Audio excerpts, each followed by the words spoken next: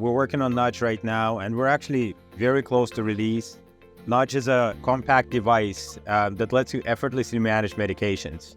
So in real life, it's going to provide different alerts, physical alerts to remind you to take medications, as well as digital alerts for yourself and additional caregivers that might not live with you to make sure that you stay on your routine, don't miss a dose, and stay in your best health. So that's what Nudge is. Technically, it's been very involved, and this is something that Temy's been phenomenal to help with because, you know, there's the cloud, AWS, there's IoT, there's firmware, there's mobile apps. So there's a lot to take this very simple idea technically to life. And I'm happy to kind of dive more into how Temy was absolutely fundamental in bringing it to life.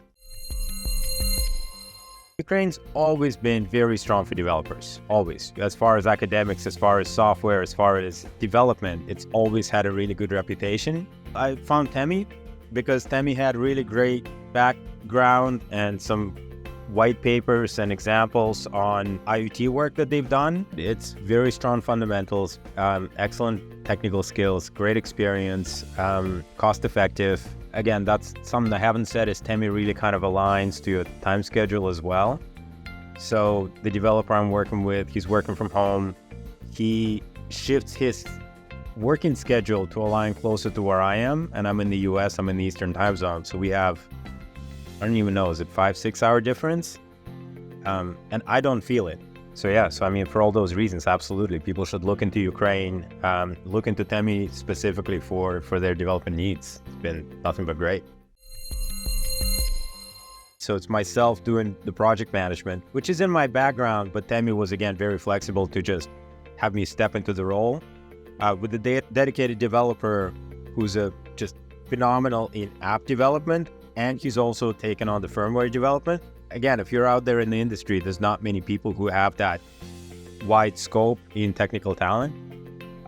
We have a back-end person who's phenomenal, again, in AWS and IoT and understanding how when this thing hits. And then again, Tanya and Temy have been great at allocating other experts as we need them. So we have architects who can do code review and approach, and they've definitely helped us kind of steer on better technical foundation.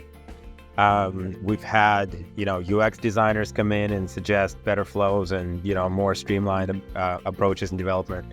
So, again, the breadth of expertise and kind of the phenomenal foundation that a lot of the experts in Temy have, it's great. It's great to have.